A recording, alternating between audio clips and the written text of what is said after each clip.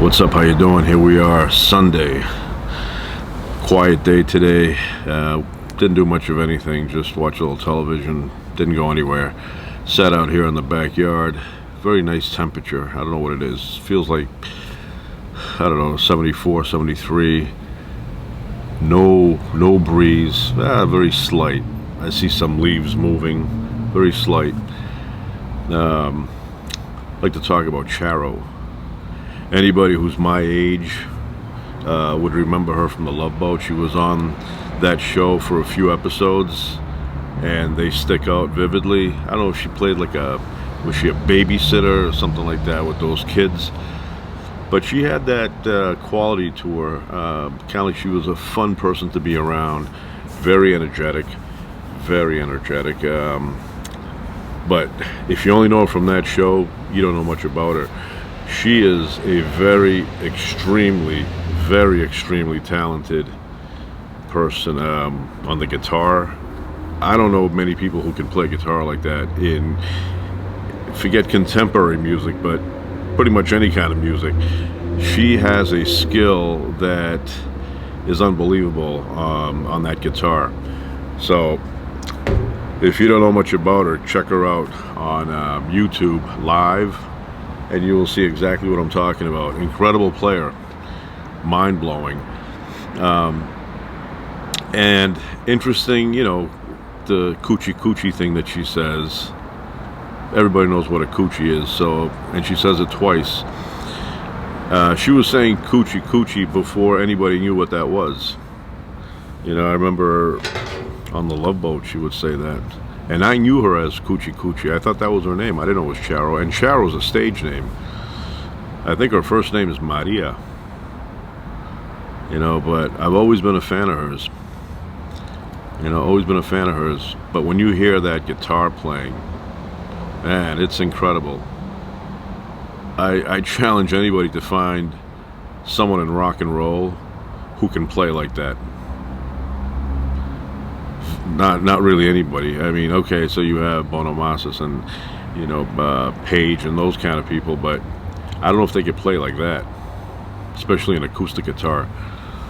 So she's somewhere out here in LA. I'd like to bump into her just to say hello, because I was a fan, back in the 70s, 80s. Yep. I don't know if you remember something called Pearl Drops. I switched gears. Pearl Drops.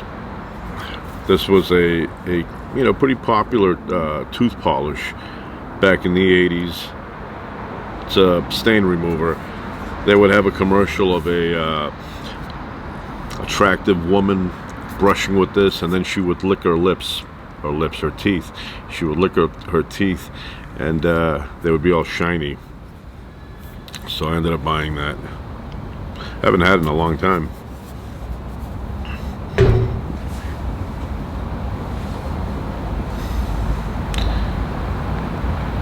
Yeah, it's been watching the news on the hurricanes down in Florida.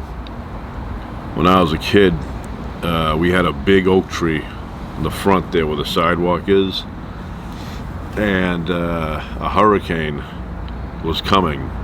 And I remember that night we were at my grandparents' house just before the hurricane was there. And when we got to my grandparents', there was wind. Not hurricane wind, but it was that wind from the hurricane warning us, I'm coming up the coastline. So we went up, we stayed for a little bit. My cousin was there, and me and her were talking about the hurricane. Then we went home.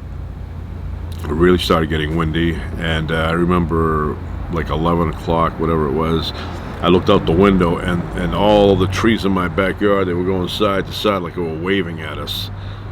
Went to sleep, got up the next day, and we had a big oak tree in the front where the sidewalk is, and that thing got knocked over. About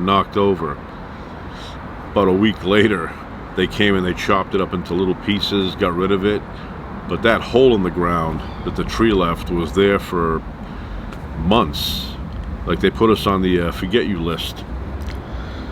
And then they finally came over and they fixed it, but they put asphalt They didn't put concrete.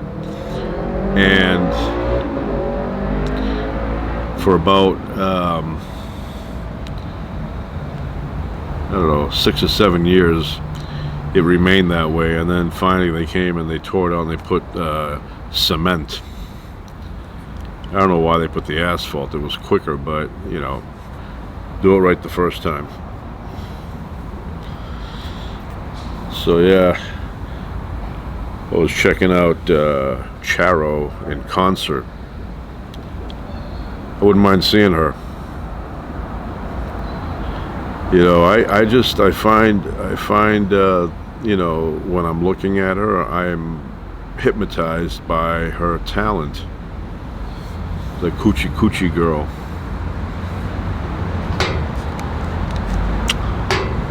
Anyway, you know, inside they're watching Scream, the movie that came out in the 90s, and the sequel and the sequel and the, you know, whatever.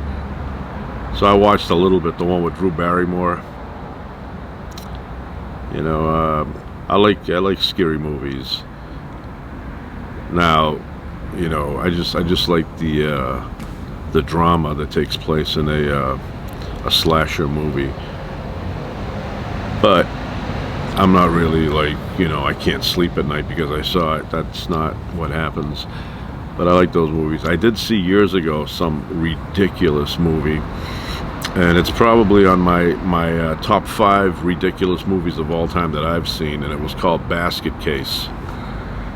Went there with a friend of mine and had no idea what this was. We sat down, and then there was another kid in front of us who was from my neighborhood, and he was there in the dark. He turns around, he gives us a wave, and we ended up seeing it with him, and he was with some other people.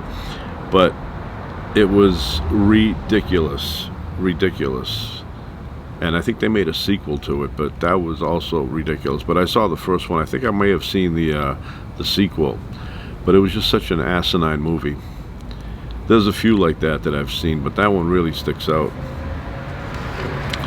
Halloween coming, so you know, one year in the 90s, I sat in my room, lights off, windows open, had like a breeze going through, and they had the Friday the 13th marathon that night, and I watched them all.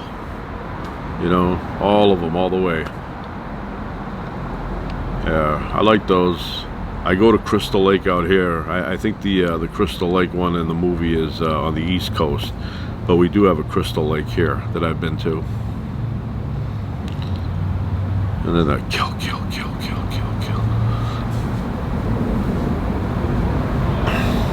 Yeah, those were very popular when I was growing up. You had Michael Myers, Jason, then Nightmare on Elm Street came by, Freddy Krueger. I remember one called April Fool's Day that I saw. Then there was one with Santa Claus in it. Remember there was a scene, the guy was going down on a ski slope and Santa Claus shows up and I think he cuts his head off. A lot of creepy stuff. Anyway, that's it for today.